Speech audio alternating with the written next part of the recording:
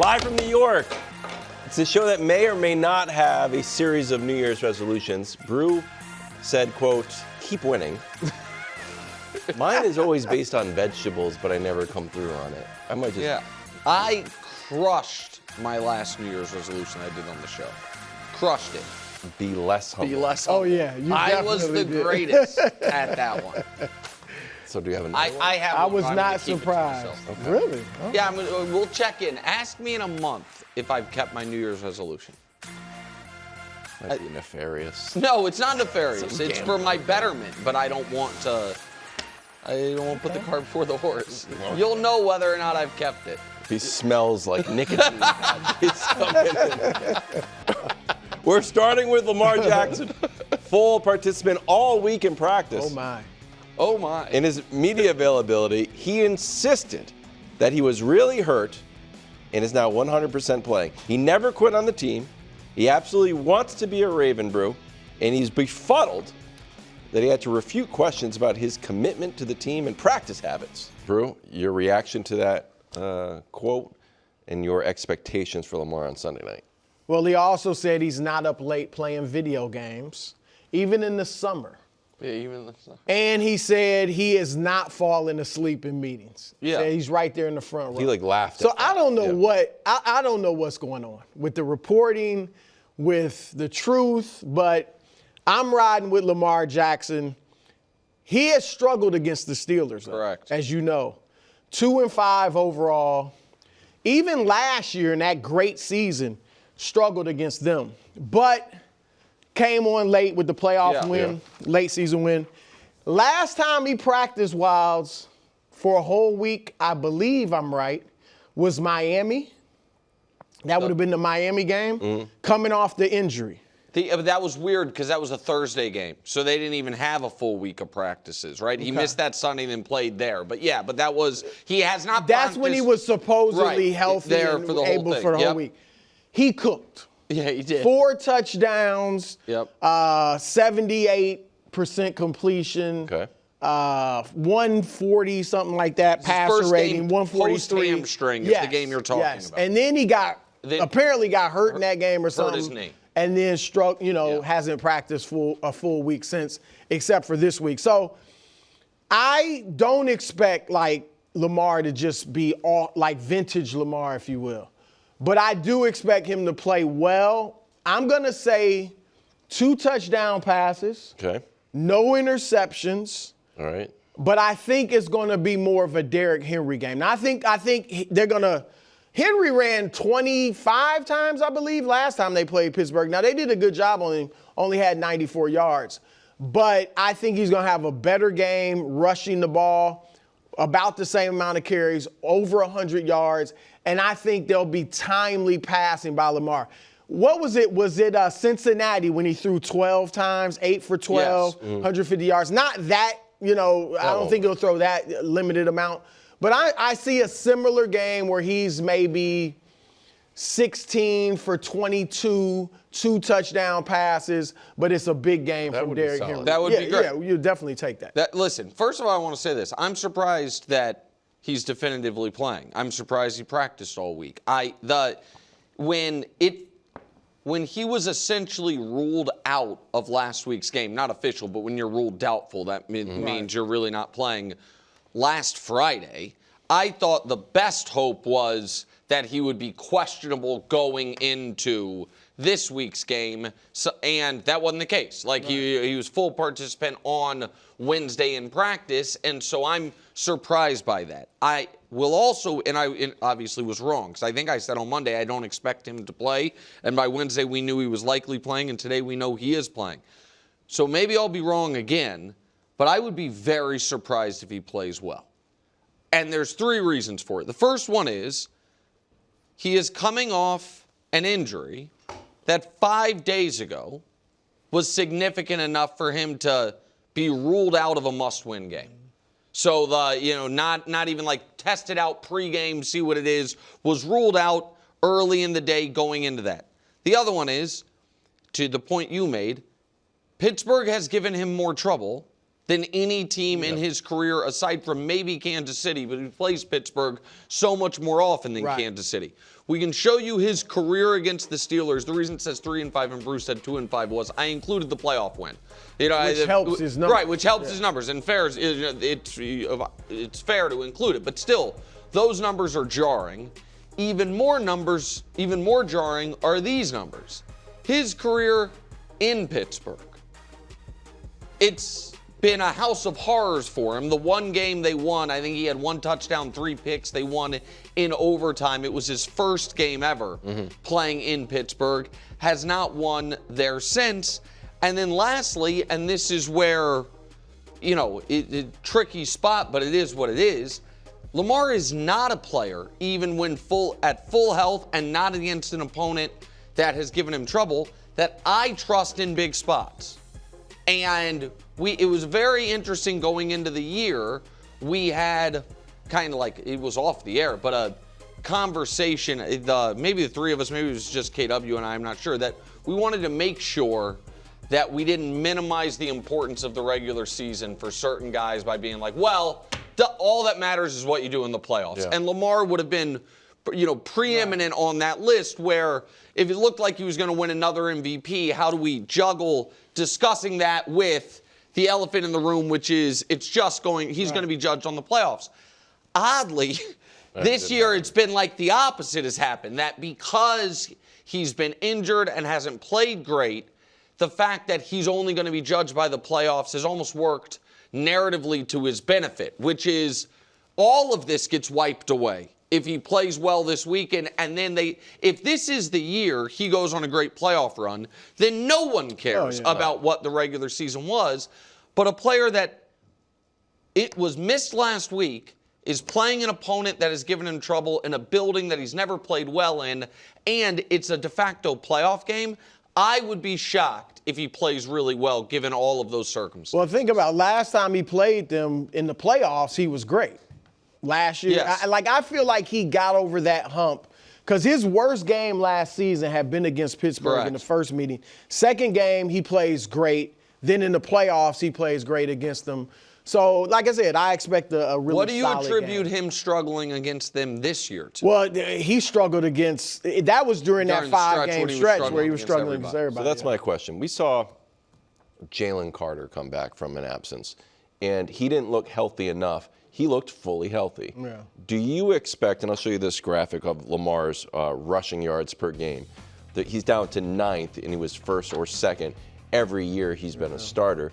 Do you expect Lamar to be healthy, which would be amazing, and I expect him to run like the old Lamar, or healthy enough to play? Hey, I'm healthy enough where I'm probably better than Snoop Huntley, but I'm probably not as good as vintage Lamar. Well, it's interesting you mentioned Snoop Huntley. One of the things he's brought to the offense in the 2 games he won, Chicago and Green Bay, was more running. Correct. Like he ran for almost 120 yards in those 2 games, which Lamar hasn't been doing, 60 yards a game.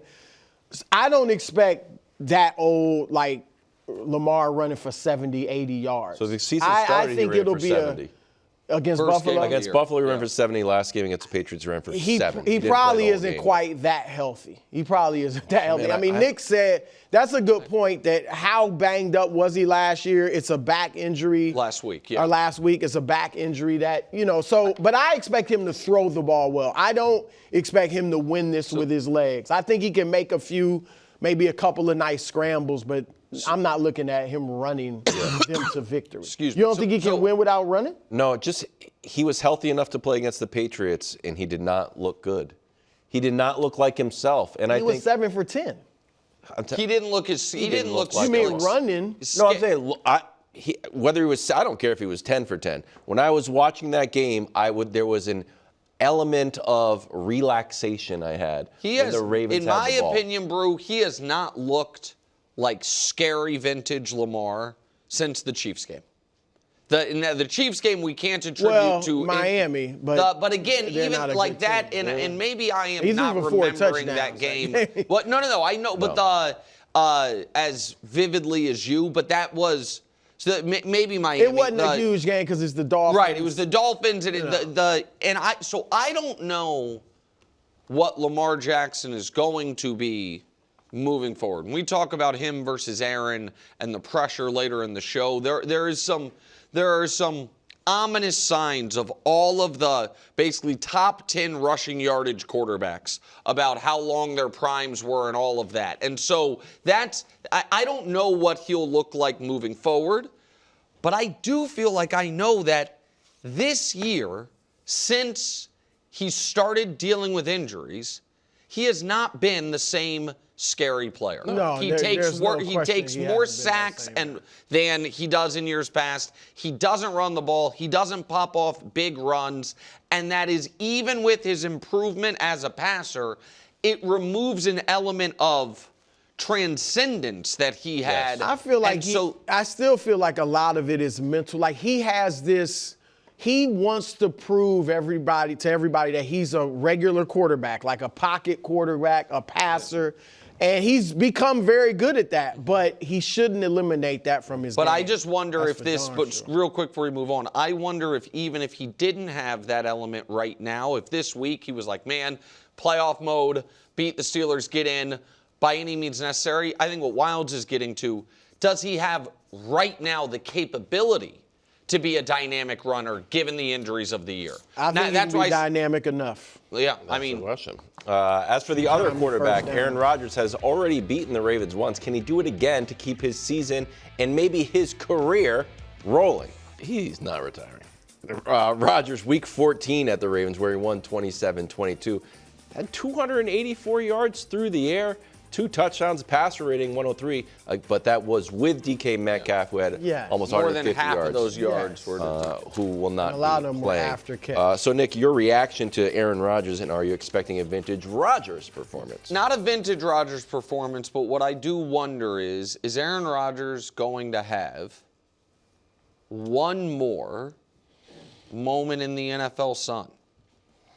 He has not had all football world's eyes on Aaron and he comes through moment since January of 2021 against Jared Goff and the Rams in the playoff game to get the conference championship game matchup with Brady and the Bucs. He then lost that game at home. The next year, lost his first playoff game at home to San Francisco. The next year, lost the win and you're in. Same exact spot. Final game. I don't know if it was final game of the. I think it was Sunday Night Football, right? It was I don't know if it was Sunday Night Football, but it was the last. But it was last. I think it was Sunday Night Football. It wasn't win and you're in for Detroit, but it was win and you're in. Detroit had nothing to play for. Right, Detroit, because Detroit had been eliminated earlier in the day, and he lost that. And then the Jets year, he blew out his Achilles. And the next Jets year, there were no important games. Aaron Rodgers has not played in a high-leverage, all-eyes-on-him moment game where he came through in 5 years.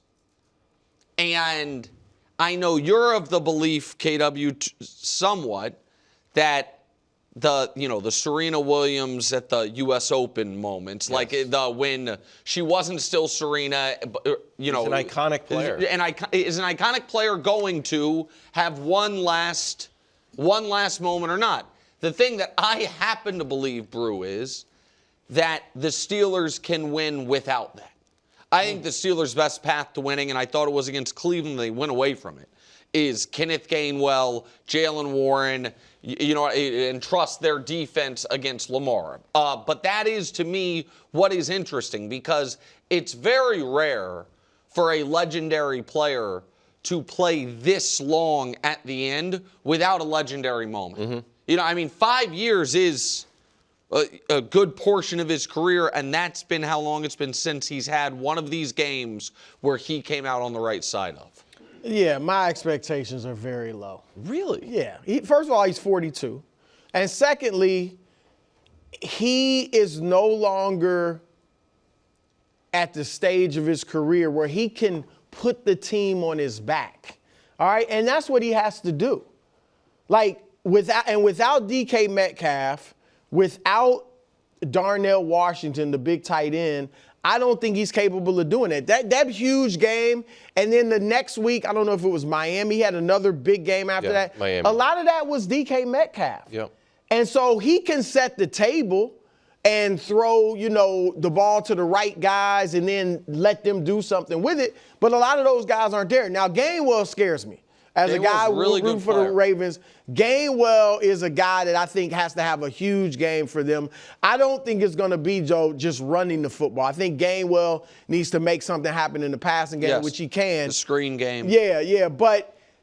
And here's the other thing. Rodgers, you went back, Nick. I remember those games. The game he lost to San Francisco in the championship game. Right. You look back now, and the Tampa Bay game with Brady. You look back now in the stats, and you'll say, Rodgers was pretty good. But when you remember the games, he did nothing when the game was in the balance, in the first half. Yes. They got way behind, and then he came on strong in the second half. But by that point, the game was kind of over.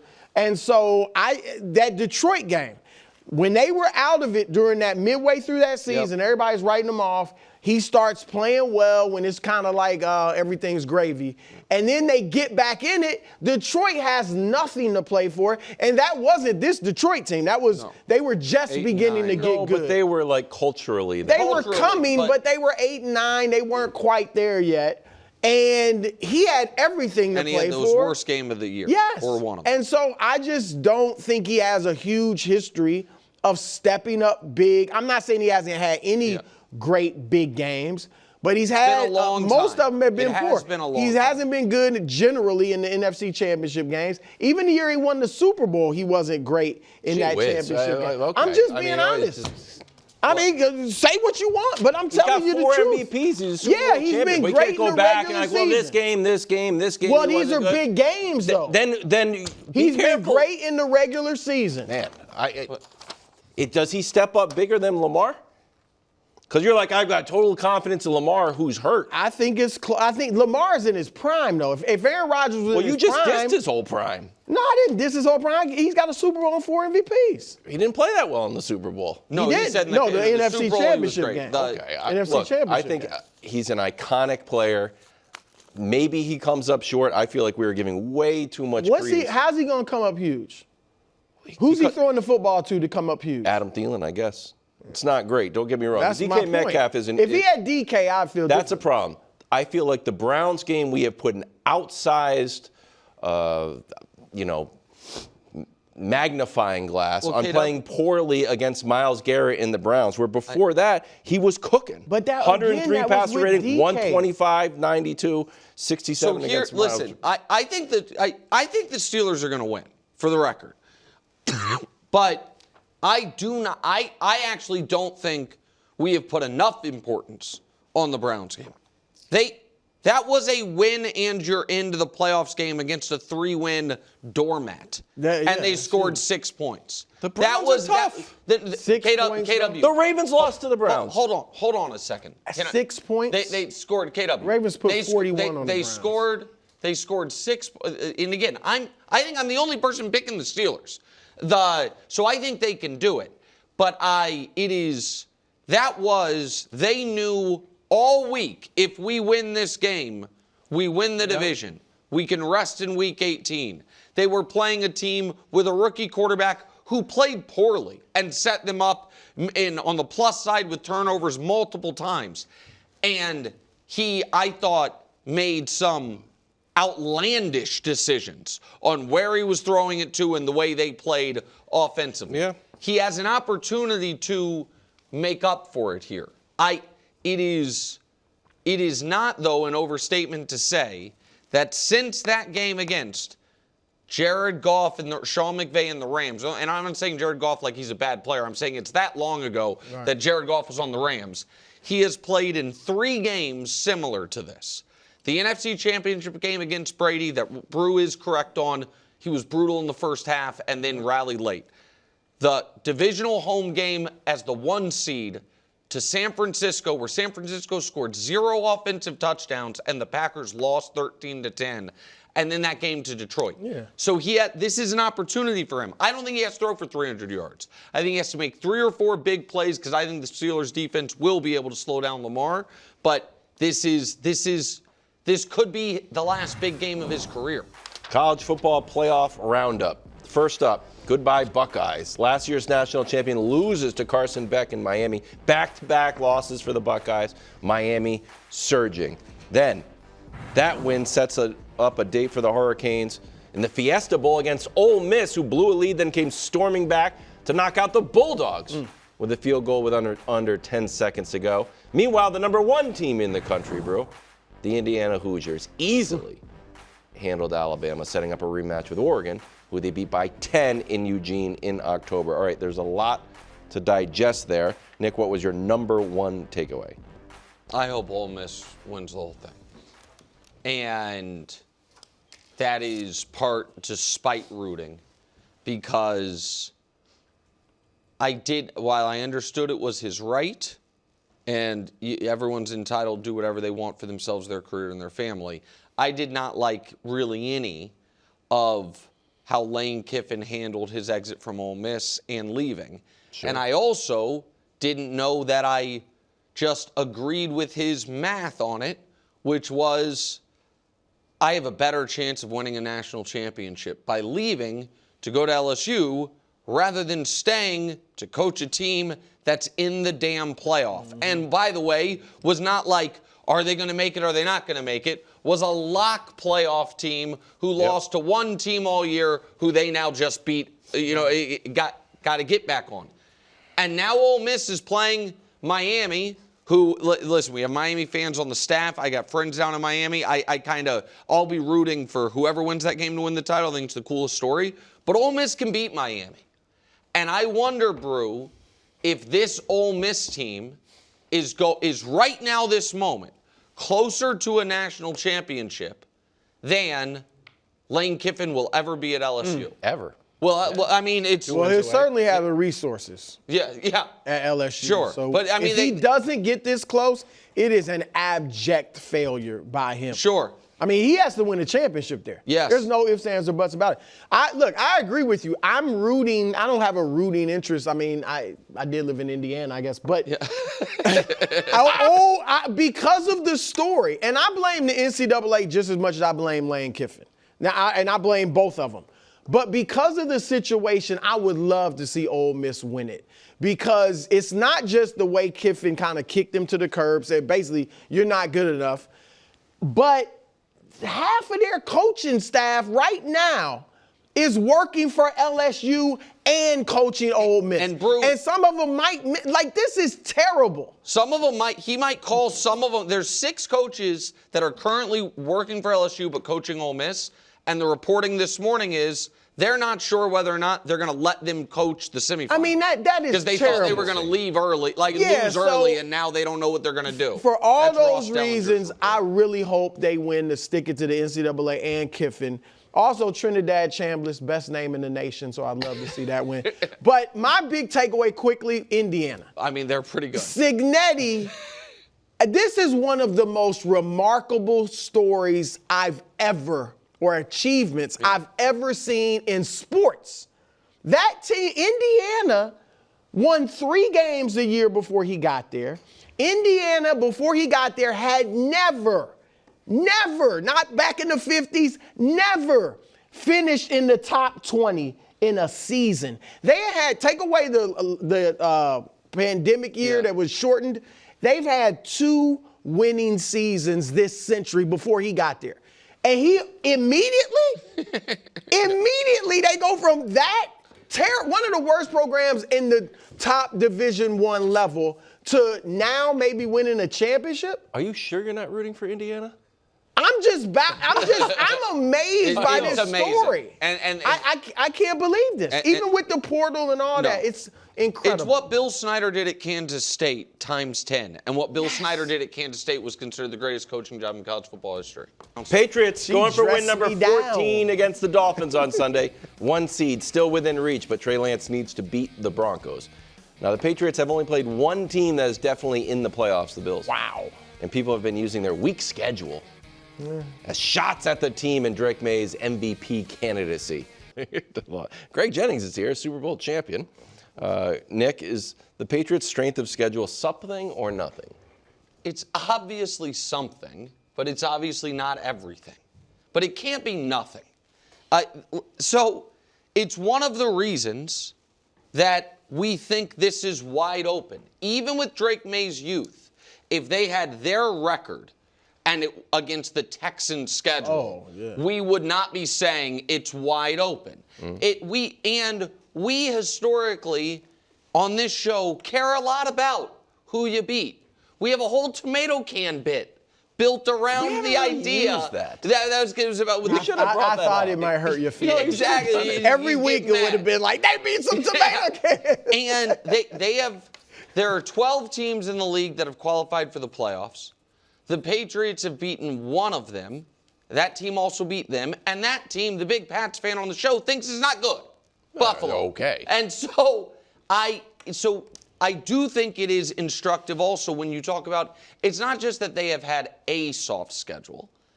This is, since the merger, the easiest schedules. Ouch. This is the 8 easiest schedules. So here's what you learn about having one of the easiest schedules in the history of the league. You're going to win a lot of games. Well, only 8 teams. Right. What do you mean, KW? So these are not the 8 easiest schedules this not century. amongst playoff teams, not amongst. Gotcha. This is the 8 easiest schedules ever. Got it. Ever. And those are the records. and what those teams did that year. Okay? So now listen. You're going to tell us, I assume, what they did. Well, the in 72 playoffs. Dolphins, 99 Rams won the Super Bowl. I just know that off the top of my head. Those are the only Super Bowl winners on that list. So all of those teams made the playoffs. All those teams were good teams, to a degree.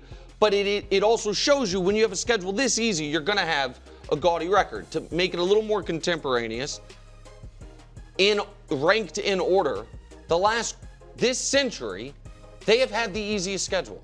Now, the Broncos have had this 3rd easiest schedule this century. No one talks about which them. is noteworthy. Well, maybe if we had Because it's not as bad as. yeah, and maybe if easy somebody as we had someone on Well, the they're show. the 1 seed. I understand, but KW, they don't have anyone that's vying for MVP, which is an important thing. That's probably bad. You're playing the 2nd, 3rd easiest schedule of the century. Okay, I'm just. I don't know what you like. We knew they were going to have an easy schedule going into the year. It's one of the reasons you and I both picked them to make the playoffs. We talked about it in the offseason about them having an easy schedule. It turned out to be easier than we even anticipated. The easiest schedule anyone's had this century. It can't be nothing. It doesn't mean they can't win a Super Bowl, but it does mean it has to be baked into the analysis of how impressive their season is. I think that's fair. Greg?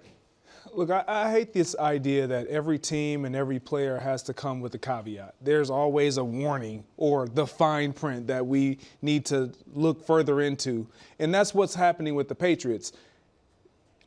It's something because we're making it something, but it's nothing when you are on that team and you're going out every single week and you're beating the teams that's next up. So what? Now they're in the postseason, and all we're going to talk about is if they lose, well, we kind of expected this because they didn't play anybody.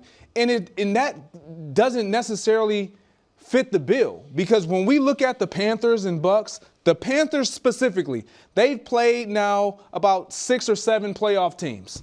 Are we going to say if the Panthers get in, if they beat the Bucks, are we going to sit here and say, man, the Panthers are going to be they're ready? No. Because they beat the Rams, they played the Seahawks, they played the 49ers. No, but we will about the Texans. I understand the Texans, but I'm saying the Rams, who were poor last year, who now all of a sudden have a chance to get into the playoffs, just like the Panthers, yes. who now all of a sudden has a sudden play and get into the playoffs. Are we going to look at them and say, man, they've been tested, tried, and true? No. Exactly. So why are we going to do it with this team? They have a good team.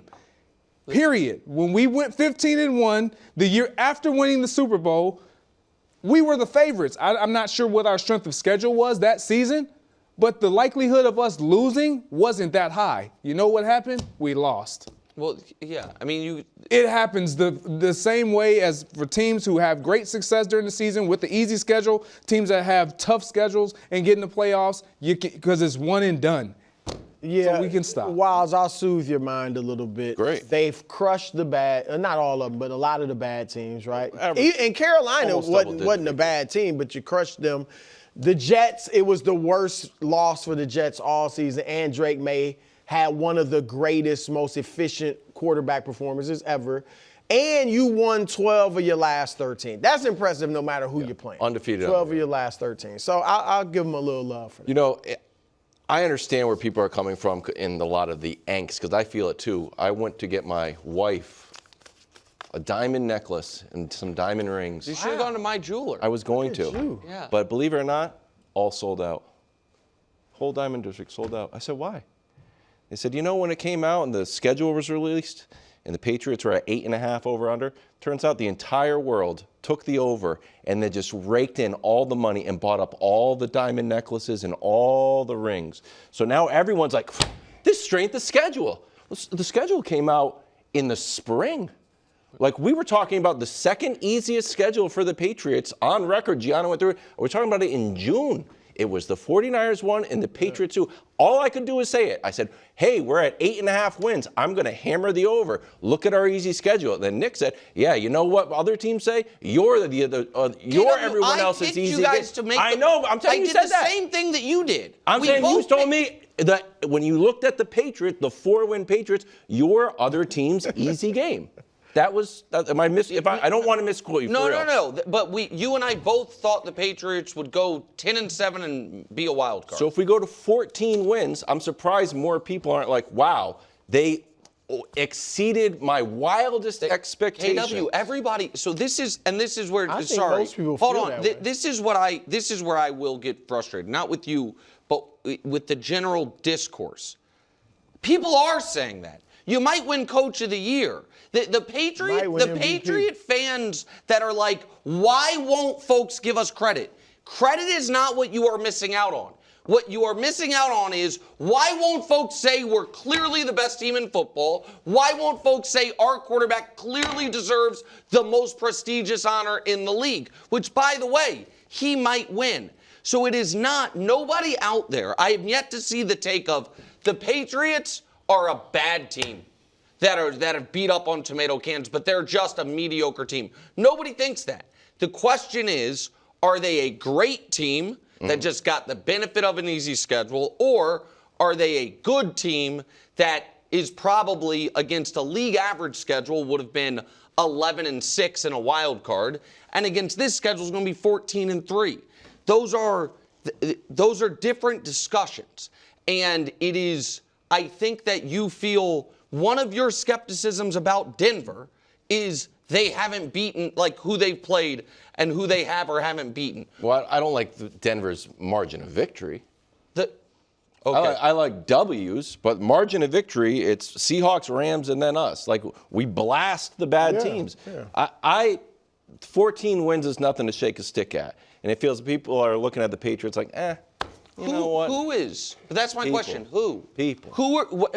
What? A guy named Brian. But what do you want people to say? I want Brian to say your 14 wins are legitimate. You can put me in that. I mean, Brian and no, Broussard. I'm just saying, like, you're one of the. I don't think you're the definite favorite in the AFC. No, it's wide open. Is that what you want? No, it's wide open. I mean, yes, it should be. I think we're the favorite. I think that we should and be the your favorite. team is young. Your coach is, new. Your quarterback is in his second year. Like, those are all reasons people are just wondering what they're going to do in the playoffs. The only thing I don't like, and if you want to say, like, hey, you played Cincinnati without Joe Burrow, is that the schedule was out all year. And now that we started stacking wins, it feels like there would be less criticism if we lost to the Falcons like the Rams did. Rams lost to the Falcons. We didn't, so we get penalized for that. Bills lost to the Dolphins. We didn't, so that's a bad one. Texans lost to the Bucs. To the Raiders. We lost to the Raiders. But what do you mean get penalized for it? That's what I'm asking. Because when this is how I view it. When we beat the Falcons, when we beat the Panthers, when we beat the Bucs, people are like, easy schedule. When the Seahawks lose to the Bucs, when the Texans lose to the Bucs, when the Bills lose to the Dolphins, when the Rams lose to the Falcons, like, aberration game. You're right, KW, that teams that in our analysis at times we reward good victories more than we penalize bad losses. So those teams get bumped up because, they had these bad losses, but we've seen them beat these teams. What I reject is I just showed you something that says in the history of the league, you played one of the 8 easiest schedules. This millennia, as you like it, you played the easiest schedule. That has to account for something. It's not like, well, every year somebody has the 32nd ranked schedule. It's the fact that we've won 13 games. The other graphic that refutes. I just want to be like, you guys have a good chance at winning the Super Bowl. There you go. Everybody thinks that. Excellent chance at winning the Super Bowl. Everybody thinks you guys have a decent shot. No, excellent. The 3 easiest schedules, the top 2 teams won the Super Bowl. The question marks feel like you're going to the conference. Really, you're either going to the conference championship or winning the Super Bowl. Well, okay. There's 5 teams. There's 5 results the easiest schedule. 3 of the 5 went to the Super Bowl. 3 went to Super Bowl. 1 lost to the championship 4 went round. to the championship 1 lost game. their first playoff game. Or lost divisional round. 4 went to the championship game. So we should be going to the AFC Championship game. Not you've got such an easy schedule. That's what you guys should do. You guys are one and done. It's a lot of that. Patriots are one and done. KW, from who? Brian! I told you a guy named Brian. This is the guy people don't like. From who? A guy named Brian online. Thanks for watching. Subscribe here to get more from the show and to check out clips from other shows on FS1.